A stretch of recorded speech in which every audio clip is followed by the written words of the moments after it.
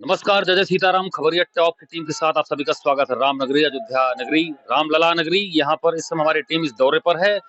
चुनावों के टिकट का वितरण हो चुका है। भाजपा के केंद्रीय नेतृत्व ने अयोध्या सहित लखनऊ सहित बाराबंकी, बनारस सहित यानी पीएम मोदी, अमित शाह, राजनाथ सिंह, कौशल किशोर और यहाँ से लल्लू सिंह चुनावी मैदान में कूद चुके हैं अपने टिकट को लेकर। अब वो जनता के बीच किस मुद्दे को लेकर जाएंगे।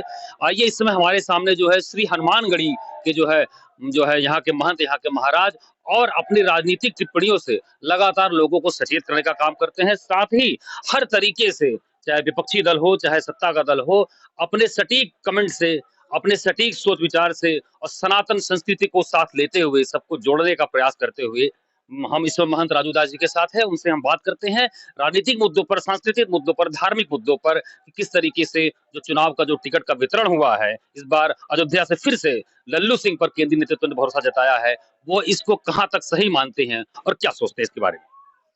देखिए, भारतीय जनता पार्टी का प्रत्याशी कमल का फूल है और जनता जनार्दन है।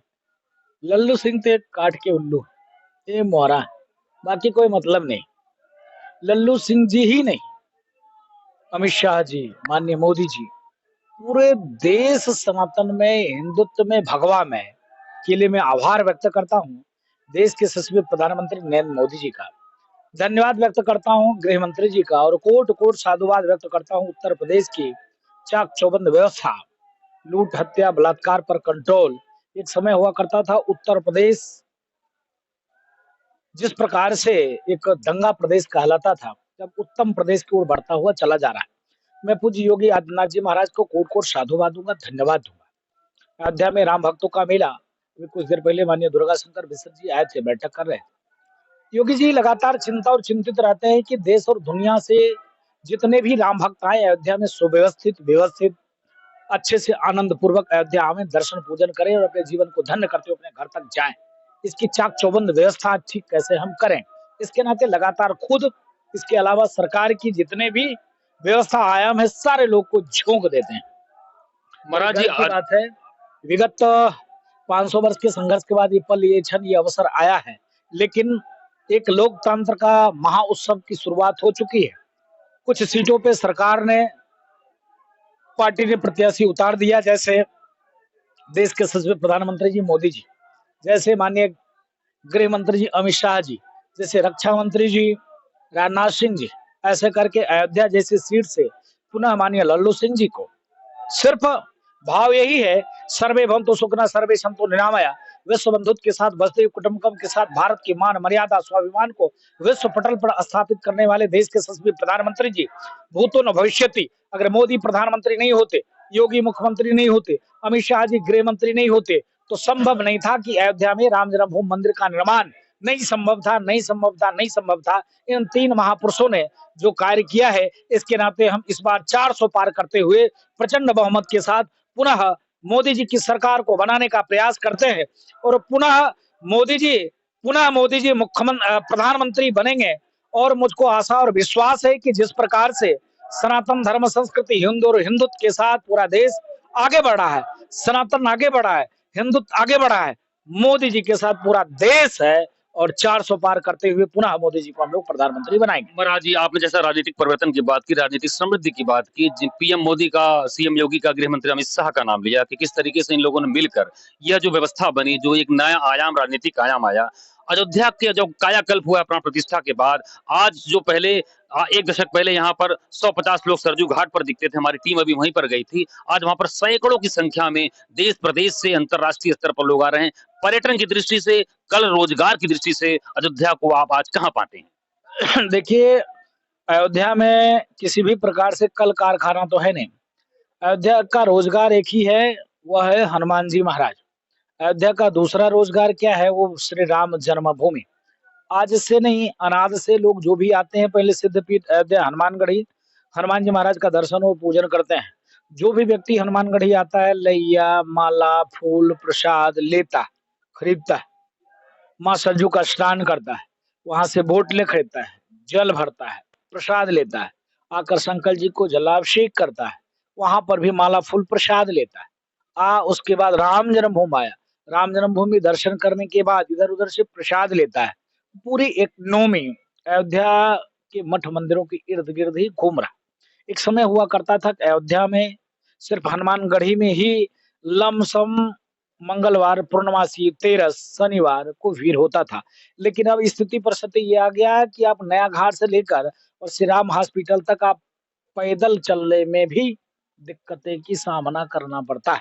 ये तो मैं आभार व्यक्त करता हूँ पूज्य योगी आदित्यनाथ जी महाराज का, जिन्होंने निरंतर प्रयास करके अयोध्या सौंदर्यीकरण, अयोध्या चौड़ीकरण, अयोध्या डेवलप हो, अयोध्या विकास हो, अयोध्या में आने जाने वाले को किसी प्रकार से समस्या ना हो, किस प्रकार से सड़क, नालियां, बिजली, पोल, खंबे हटाकर अंडरग्राउंड केबलिंग, उस प्रकार से पेयजल की व्यवस्था व्यवस्थित ये करने का जो प्रयास किया वो बहुत अच्छा है। पर्यटक की दृष्टि से जिस प्रकार से राम भक्तों की संख्या यहाँ पर बढ़ी है, ये बड़े गर्व की बात है, सौभाग्य की बात है कि हनुमानगढ़ी में डेली 2 लाख से ऊपर राम जन्मभूमि से भी ज्यादा हनुमान जी महाराज का दर्शन पूजन करने भक्त आते हैं और जाते हैं। बड़े गर्व की बात है। यही व्यवसाय है यहाँ की। तो इस व्यवसाय में अयोध्यावासी आनंद पूर्वक, उनके मुंह पर तमाचा है जो एयरपोर्ट नहीं बनने दे रहे थे, उनके मुंह पर तमाचा है जो जमीन एक्वायर नहीं करने दे रहे थे, उनके मुंह पे तमाचा है जो मोदी और योगी का प्लान दिखाकर, बीजेपी का प्लान दिखाकर अयोध्या विकास नहीं होने दे रहा था, रोड, सड़कें, नालियां नहीं चौड़ीकरण होने दे रहा था। तो ये सारे चीज संभव हुआ। इसके नाते पूज्य योगी आदित्यनाथ जी महाराज को धन्यवाद और माननीय प्रधानमंत्री जी को कोट कोट साधुवाद। महाराज जी, एक प्रश्न, आखिरी प्रश्न ये है कि अयोध्या की बात की, यहाँ के संसदीय क्षेत्र की बात की, यहाँ के विधायकों की बात हुई, विधानसभा में अभी तक न ही केंद्रीय नेतृत्व में मोदी जी आज ऐसा कह रहे हैं तीसरी बार इस बार 400 के पार होगी। क्या लग रहा कि इस बार यहाँ से चुने गए सांसद और जो मौजूदा विधायक है उनको पीएम मोदी के मंत्रिमंडल में और सीएम योगी के मंत्रिमंडल में जगह मिलेगी, ताकि आप सबकी यहाँ स्थानीय नागरिक जो राजनीतिक रहनुमाई है वो सदन में हो सके? नहीं, मेरे लिए तो मोदी ही राजा है। जितना मोदी जी चिंता और चिंतन करते हैं उतना कोई नहीं करता है। मोदी से बड़ा कौन है? कोई नहीं है। सब ढक्कन है, काम जनता के बीच करना चाहते नहीं। आज मैं डंके की चोट पे कहता हूँ, जितने प्रत्याशी हैं 2 4 5 को छोड़कर अगर उनको निर्दल लड़ा दो, अगर 1000 वोट से ज्यादा पाएंगे तो कल से मैं आपके माइक पे बोलना बंद कर दूंगा। आपने कहा कि डंके की चोट पे कहता हूँ, मैं डंके की चोट पे कहता हूँ। देखिए प्रत्याशी लल्लू सिंह को निर्दल लगा दो, 1000 वोट से ज्यादा पा जाएगा तो मैं उस दिन से टीवी चैनल पे बोलना बंद कर दूंगा। इसका मतलब आप मौजूदा प्रत्याशी को भी आप चैलेंज करते हैं कि बिना पीएम मोदी के बैनर तले आप कोई भी राजनीतिक फतह हासिल नहीं कर सकते, जैसा कि एक धार्मिक मान्यता है सनातन। ही प्रत्याशी है, अल्लू लल्लू सल्लू कुछ नहीं, कोई नहीं। एक ही प्रत्याशी हमारा क्या है, कमल का फूल, मत जाना भूल। भगवान राम के चरणों में सनातन धर्म संस्कृति की रक्षा और सुरक्षा के लिए, हिंदुत्व की रक्षा के लिए भारत विश्व पटल पर स्थापित हो। जो कहता था सनातन कोरोना है, डेंगू है, मलेरिया है, टाइफाइड है, हिंदू मतलब चोर नीच, रामचरित मानस नफरती ग्रंथ है, हमारी सरकार बनेगी तो फाड़ देना चाहिए, प्रतिबंध कर देना चाहिए। उसको जो डंडा मारकर ठेक करता है ना, वो कमल की विचारधारा की सरकार है। आप देखो जिस प्रकार से लोग क्या कहते थे, बुत पूजक काफिर होते हैं, इनके गले काटने से 72 हुरे मिलते हैं। लेकिन आप देखिए मोदी जी कहाँ गए, जमीन खरीदी, भूमि पूजन किया, मंदिर बनवाया, प्राण प्रतिष्ठा किया और खूब सेलिब्रेट किया। किसके साथ? उन मुगल आक्रांताओं के वंशजों के साथ। तो इसके नाते हमारा प्रत्याशी सिर्फ कमल का फूल है।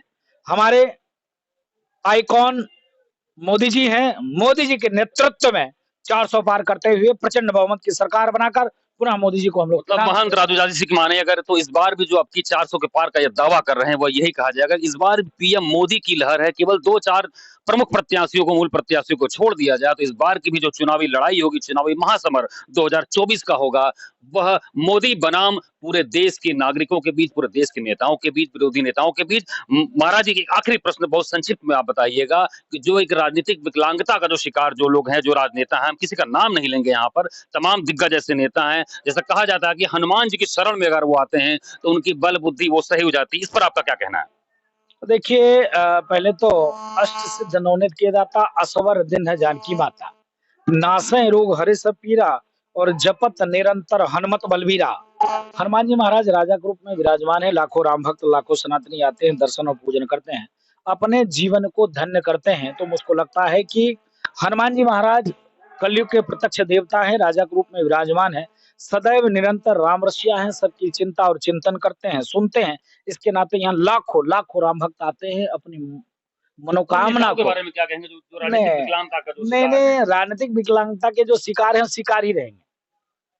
उनकी कभी भी भला नहीं हो सकता। आप देखिए स्वामी प्रसाद मौर्य जैसे लोग, जो सनातन की बार-बार टिप्पणी करता था, आज कहाँ चला गया? गर्त में चला गया। एक समय हुआ करता था कि बीएसपी का गद्दावर नेता हुआ करता था, एक समय हुआ करता था कि बीजेपी ने का कैबिनेट मिनिस्टर हुआ करता था, बसपा ने एक समय हुआ भाजपा ने उनकी बेटी का टिकट काट दिया। एक समय हुआ करता था कि जो है समाजवादी पार्टी के जबरदस्त नेता हुआ करता था, आज जीरो हो गया। तो जो राम का नहीं वो मेरे काम का नहीं, जो सनातन संस्कृति का नहीं मेरे काम का नहीं, हिंदू का नहीं वो हिंदुत्व का नहीं, वो मेरे काम का नहीं। तो सारे जो राजनीतिक रूप से जो विकलांगता के शिकार नेता वो खत्म है, उनकी कोई जगह हिंदुस्तान में अब नहीं बची। ये थे हमारे साथ अपने बेबाक टिप्पणी के लिए मशहूर, राजनीति के साथ साथ सनातन धर्म पर टिप्पणी करने वाले श्री हनुमानगढ़ी जो उसके वहां के महंत राजू दास जी। उन्होंने अपनी बेबाक टिप्पणी से जो है जो बातें कही कि पीएम मोदी की इस बार लहर होगी, पीएम मोदी बनाम इस बार 2024 का आम लोकसभा चुनाव होगा। इसी तरीके से आपको तमाम धार्मिक मुद्दों, तमाम राजनीतिक मुद्दों से रूबरू कराते रहेंगे खबरिया टॉप की टीम के साथ। श्री हनुमानगढ़ी जो है दर्शन स्थल से कैमरामैन तनुज के साथ।